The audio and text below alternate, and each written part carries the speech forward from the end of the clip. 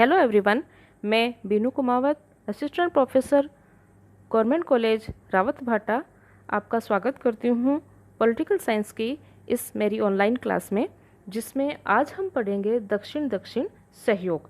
दक्षिण दक्षिण सहयोग के चर्चा का जो ये हमारा मुद्दा है उसका ये पार्ट 1 है।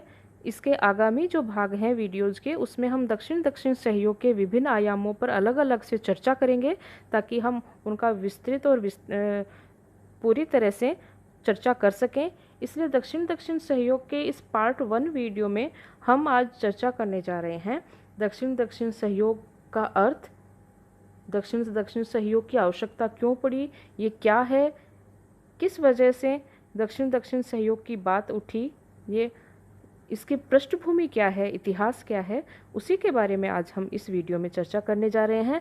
क्योंकि अंतर्राष्ट्रीय राजनीति का बहुत महत्वपूर्ण मुद्दा है दक्षिण दक्षिण सहयोग, इसके साथ ही ये सामान्य अध्ययन की दृष्टि से भी महत्वपूर्ण मुद्दा है। इसलिए देखते रहिए कि क्या है दक्षिण दक्षिण सहयोग। सबसे पहले हम देखते हैं कि दक्षिण दक्षिण सहयोग का अर्थ क्या है। दूसरे विश्व युद्ध के बाद, जैसा कि हम जानते हैं, विकासशील देशों के लिए दक्षिण शब्द का प्रयोग किया जाने लग गया था, क्योंकि हम जानते हैं कि भौगोलिक दृष्टि से पृथ्वी को अगर हम देखें तो 2 गोलार्धों में बांटते हैं, उत्तर और दक्षिण। लेकिन आज जो आर्थिक और राजनीतिक दृष्टि से अगर हम दुनिया का आकलन करें तो दुनिया को 2 भागों में बांट दिया गया है, उत्तर और दक्षिण। उत्तर का जो भाग है वो अमीर देशों का प्रतीक है, जबकि दक्षिण का भाग गरीब और विकासशील देशों का प्रतीक है। इसीलिए उत्तर अमीर देशों का प्रतीक है, जबकि दक्षिण गरीब और विकासशील देशों का प्रतीक है। इसी के आधार पे हमने पूर्व वीडियो में चर्चा की थी उत्तर और दक्षिण संवाद, जिसमें विकसित और विकासशील देशों के बीच में संवाद के विभिन्न प्रयासों के बारे में हमने चर्चा की थी। इस वीडियो में हम चर्चा करने जा रहे हैं दक्षिण दक्षिण सहयोग, यानी इन विकासशील और अविकसित देशों में आपस में जो सहयोग स्थापित हुआ, सहयोग के जो प्रयास हुए, उसी के बारे में जो दक्षिण दक्षिण सहयोग या संवाद का जो क्रम चला, उसी को हम दक्षिण दक्षिण सहयोग के नाम से जानते हैं। दक्षिण दक्षिण सहयोग का अर्थ है दक्षिण दक्षिण यानी कि विकासशील देशों के मध्य आपस में आर्थिक सहयोग के लिए विचार विमर्श और आपसी सहयोग के आधार की खोज। नई अंतर्राष्ट्रीय आर्थिक व्यवस्था की स्थापना के लिए उत्तर दक्षिण सहयोग के प्रयास किए गए थे, लेकिन जो धनी और विकसित देशों की हठधर्मिता और अड़ियल रुख के कारण कोई उत्साहजनक परिणाम उसका नहीं निकला और विकासशील देशों की निर्धनता बढ़ती गई, ऋण भार बढ़ता गया, उनका बजट घाटा बढ़ता गया और व्यापार में असंतुलन बना रहा।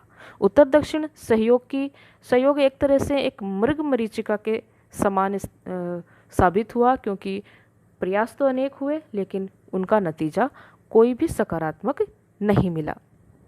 इसीलिए दक्षिण के देशों को लगा कि उत्तर के देशों के पीछे भागने की बजाय दक्षिणी गोलार्ध के विकासशील राष्ट्रों को अपने त्वरित जो आर्थिक विकास है, आर्थिक विकास की तेजी के लिए आपस में एक मंच पर सहयोग के लिए आना चाहिए।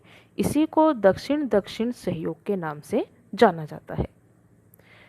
विकासशील राष्ट्रों को उत्तरी गोलार्ध के विकसित राष्ट्रों पर अपने आर्थिक विकास के लिए निर्भर न होकर के विकासशील राष्ट्रों में ही आर्थिक सहयोग के ऐसे प्रयत्न जिससे कि वो आत्मनिर्भरता की तरफ बढ़ सके, इसी उत्कंठा, इसी प्रयास का नाम है दक्षिण दक्षिण सहयोग। दक्षिण गोलार्ध के विकासशील निर्धन राष्ट्रों में निरंतर बनी रहने वाली मंदी की स्थिति, उत्तर दक्षिण वार्ताओं में गतिरोध की स्थिति और विश्व स्तर की आर्थिक संस्थाओं की अकर्मण्यता ने विकासशील राष्ट्रों के लिए दक्षिण दक्षिण सहयोग का नारा बुलंद करना अनिवार्य सा बना दिया। तो दक्षिण दक्षिण सहयोग की आवश्यकता इसीलिए पड़ी क्योंकि बहुत सारी ऐसी स्थितियां उत्पन्न हो गई कि दक्षिण के राष्ट्रों को, यानी विकासशील राष्ट्रों को, अपने विकास के लिए विकसित राष्ट्रों की ओर न देख करके उनको आपस में सहयोग की बात उन्होंने की। इसी को हम दक्षिण दक्षिण के सहयोग के नाम से जानते हैं। देखते हैं कि दक्षिण दक्षिण सहयोग के पीछे क्या कारण था। क्योंकि नई अंतर्राष्ट्रीय अर्थव्यवस्था की स्थापना के लिए उत्तर दक्षिण संवाद हमने देखा और हमने ये भी देखा कि उत्तर दक्षिण संवाद में जो विकसित राष्ट्र थे उन्होंने एक हठधर्मितापूर्ण व्यवहार रखा, वो अपने हितों को छोड़ना नहीं चाहते थे, और अगर विकासशील राष्ट्रों को वो किसी प्रकार की मदद देना भी चाहते थे तो बदले में इस तरह की शर्तें रख देते थे जो विकासशील देशों के बहुत ही अधिक अहित करने वाली थी।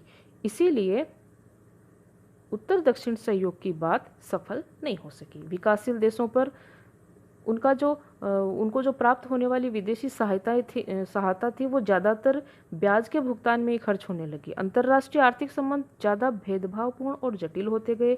विकासशील देश ये महसूस करने लगे कि उत्तर दक्षिण सहयोग की बात करना उनके हितों को कोई फायदा नहीं पहुंचा सकता, इसीलिए उन्हें दक्षिण दक्षिण सहयोग की ही बात करनी चाहिए। इसीलिए विकासशील देशों ने दक्षिण के गरीब और अल्प विकसित देशों में ही सहयोग के आधार तलाशने शुरू कर दिए। इसी से दक्षिण दक्षिण संवाद या सहयोग का नारा बुलंद हुआ। तो इस तरह से दक्षिण दक्षिण सहयोग की तरफ ये देश बढ़े। अब आइए देखते हैं दक्षिण दक्षिण सहयोग की ऐतिहासिक पृष्ठभूमि। दक्षिण दक्षिण सहयोग की शुरुआत मानी जा सकती है 1968 में आयोजित अंकटाड सम्मेलन, जो कि नई दिल्ली में हुआ था। इसके बाद 1970 में लुसाका सम्मेलन में भी इसकी आवश्यकता पर बल दिया गया। 1974 में संयुक्त राष्ट्र संघ की महासभा द्वारा बुलाए गए विशेष सत्र में नई अंतर्राष्ट्रीय अर्थव्यवस्था के आह्वान में इसका विशेष जिक्र किया गया। 1976 में गुटनिरपेक्ष सम्मेलन और चौथे अंकटाड सम्मेलन में विकासशील देशों के आपसी व्यापार और सामूहिक आत्मनिर्भरता की आवश्यकता पर बल दिया गया। 1981 में काराकास सम्मेलन में भी इसका उल्लेख हुआ। नई दिल्ली में 22 से 24 फरवरी 1981 की अवधि में 44 देशों का सम्मेलन हुआ, जिसका उद्घाटन श्रीमती इंदिरा गांधी ने किया। इस सम्मेलन में दक्षिण दक्षिण सहयोग के पुख्ता दिशा संकेत खोजे गए। उत्तर यानी कि धनी पश्चिमी देश पर निर्भरता कम करने की दृष्टि से ही दक्षिण दक्षिण में परस्पर सहयोग स्थापित करने के लिए यह सम्मेलन बुलाया गया था। सम्मेलन में सऊदी अरब, कुवैत, संयुक्त अरब अमीरात जैसे अमीर देश भी आमंत्रित थे। उनसे यह आशा की गई कि वे अपने गरीब भाइयों की मदद के लिए आगे आएंगे। यदि तेल संपन्न देश अपने धन को विकासशील देशों में लगाना स्वीकार कर ले तो अनिवार्य रूप से दक्षिण के जो निर्धन और विकासशील देश हैं उनकी आर्थिक स्थिति बदल सकती है। अक्टूबर 1982 में ग्रुप 77 यानी समूह 77 के मंत्रियों ने न्यूयॉर्क में एक घोषणा स्वीकार करके विकासशील राष्ट्रों के मध्य जो आपसी व्यापार के शुल्क हैं उनकी स्थापना के लिए वार्ताएं प्रारंभ की। इस कार्यक्रम का उद्देश्य विकासशील राष्ट्रों के मध्य आपसी व्यापार अधिमानों और दीर्घकालीन समझौतों जैसे कि प्रत्यक्ष उपाय अपनाकर उनके आपसी व्यापार में वृद्धि करना था। अगर उनके बीच में आपसी व्यापार में वृद्धि होगी तो वो विकसित राष्ट्रों के ऊपर कम निर्भर होंगे और आपस में आत्मनिर्भर रहेंगे। तो इस तरह से 1986 में गुटनिरपेक्ष देशों के हरारे सम्मेलन में उत्तर दक्षिण संवाद की बजाय दक्षिण दक्षिण संवाद पर अधिक ध्यान दिया गया। इसमें रॉबर्ट मुगाबे ने यह स्पष्ट किया कि दक्षिण दक्षिण सहयोग और सामूहिक आत्मनिर्भरता के बिना अंतर्राष्ट्रीय संबंधों में सुधार नहीं हो सकता। इसके बाद उत्तर कोरिया की राजधानी प्योंगयांग में हुई विकासशील देशों के वित्त मंत्रियों की बैठक, जो कि 1987 में हुई थी, उसमें भी दक्षिण आयोग का गठन करके विकासशील देशों में आपसी सहयोग को नई दिशा देने का एक प्रयास किया गया। यानी ये वित्त मंत्रियों की बैठक इसलिए महत्वपूर्ण थी क्योंकि इसमें एक आयोग बनाने की बात की गई थी जिसका नाम था दक्षिण आयोग। इसके बाद 1991 में G15 क्या है? G15 विकासशील देशों का एक समूह है जो विकासशील देशों के हितों के लिए काम करता है। संयुक्त राष्ट्र संघ में विकासशील देशों के मुद्दों को उठाने का काम करता है। तो 1991 में G15 के काराकास सम्मेलन में भी निर्धन राष्ट्रों के आपसी सहयोग को बढ़ाने की आवश्यकता महसूस की गई। इसके बाद एक संगठन है हिम्मत शेख्स यानी हिंद महासागर तटीय क्षेत्रीय सहयोग संगठन। इसकी स्थापना हुई 1997 में, जिसको इसलिए स्थापित किया गया था जो हिंद महासागर के तटीय देश हैं उनमें आपसी सहयोग, क्योंकि वो ज़्यादातर सभी देश विकासशील देश हैं, इसलिए उनमें आपसी सहयोग स्थापित होगा तो वो आपस में मिलजुल करके विकास कर सकेंगे। इसने भी तीसरे विश्व के देशों में आपसी सहयोग को बढ़ाने पर जोर दिया। आज बहुत सारे ऐसे संगठन हैं जैसे कि सार्क, आसियान, G15, G77, बहुत सारे ऐसे संगठन हैं जो इस दिशा में कार्य कर रहे हैं कि दक्षिण के देशों को आपस में सहयोग करके वो अपना आर्थिक विकास कर सके और वो विकसित देशों के साथ एकजुट होकर के अपनी बात रख सके। दक्षिण दक्षिण सहयोग के कई प्रयास विभिन्न मंचों से किए जा रहे हैं, जैसे कि अंकडाड, समूह 77, गुट निरपेक्ष आंदोलन, G15, दक्षिण आयोग, आसियान, सार्क, हिम्मत शेष और D8। तो अगले वीडियो में हम देखेंगे कि दक्षिण दक्षिण सहयोग के जो विभिन्न मंच है, विभिन्न प्रयास हैं, वो किस तरह से इन्होंने प्रगति की, इनमें किस तरह से वार्तालाप हुआ, क्या संवाद हुआ, वो और इसमें क्या प्रगति हुई, वो अगले वीडियो में हम एक एक करके देखेंगे। जो पार्ट 2 है उसमें हम देखेंगे दक्षिण दक्षिण सहयोग के विभिन्न मंच। इसमें हम सबसे पहले देखेंगे अंकटाड सम्मेलन।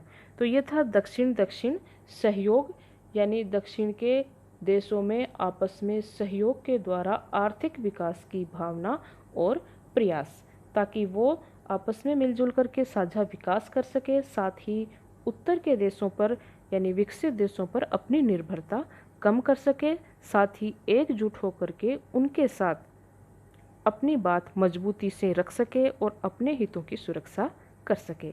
तो देखते रहिए अगले वीडियो के लिए दक्षिण दक्षिण सहयोग के विभिन्न मंच, अंकटाड सम्मेलन।